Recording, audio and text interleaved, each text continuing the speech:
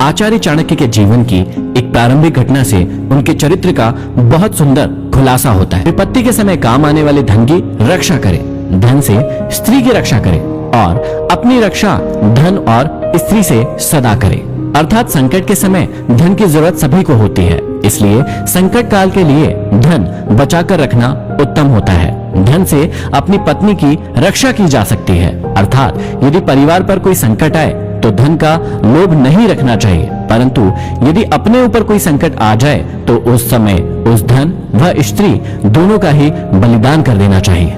आगे श्री चाणक्य कहते हैं कि आपत्ति से बचने के लिए धन की रक्षा करें, क्योंकि पता नहीं कब आपदा आ जाए और लक्ष्मी तो चंचल है। संचय किया गया धन कभी भी नष्ट हो सकता है। श्री चाणक्य कहते हैं कि जिस देश में सम्मान नहीं, आजीविका के साधन नहीं, बंधु बांधव अर्थात परिवार नहीं और विद्या प्राप्त करने के साधन नहीं, वहां हमें कभी भी नहीं रहना चाहिए। अगले श्लोक में श्री चाणक्य कहते हैं कि जहां धनी, वैदिक ब्राह्मण, राजा, नदी और वैद ये 5 ना हो, वहां एक दिन से भी ज्यादा नहीं रहना चाहिए। भावार्थ यह है कि जिस जगह पर इन 5 का अभाव हो, वहां मनुष्य को एक दिन भी ठहरना उत्तम नहीं होगा।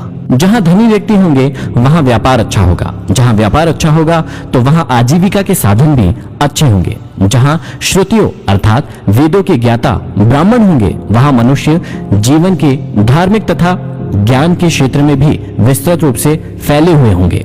जहां स्वच्छ जल की नदियां होंगी वहां जल का अभाव नहीं रहेगा, और जहां कुशल वैद्य होंगे वहां बीमारी पास में नहीं आ सकती। आगे श्री चाणक्य कहते हैं कि जहां जीविका, भय, लज्जा, चतुराई और त्याग की भावना ये 5 चीज ना हो, वहां के लोगों का साथ कभी ना करें। श्री चाणक्य कहते हैं कि जिस स्थान पर जीवन यापन के साधन ना हो, जहां सदैव भय की परिस्थिति बनी रहती हो, जहां लज्जाशील व्यक्तियों की जगह बेशर्म और खुदगर्ज लोग रहते हो, जहां कला कौशल और हस्तशिल्प का सर्वदा अभाव हो और जहां के लोगों के मन में जरा भी त्याग और परोपकार की भावनाएं ना हो, वहां के लोगों के साथ ना तो रहे और ना ही उनसे कोई व्यवहार रखे। श्री चाणक्य कहते हैं कि नौकरों को बाहर भेजने पर, भाई बंधुओं को संकट के समय तथा दोस्तों को विपरीत परिस्थितियों में और अपने स्त्री को धन के नष्ट हो जाने पर परखना चाहिए, अर्थात उनकी परीक्षा लेनी चाहिए। चाणक्य ने समय समय पर अपने सेवकों, भाई बंधुओं, मित्रों और अपनी स्त्री की परीक्षा लेने की बात कही है। समय आने पर ये लोग आपका किस प्रकार साथ देते हैं या देंगे, इसकी जांच उनके कार्यों से ही होती है। वास्तव में संसार में मनुष्य का संपर्क अपने सेवकों, मित्रों और अपने निकट रहने वाली अपनी पत्नी से होता है। यदि ये लोग छल करने लगे तो जीवन दुभर हो जाता है।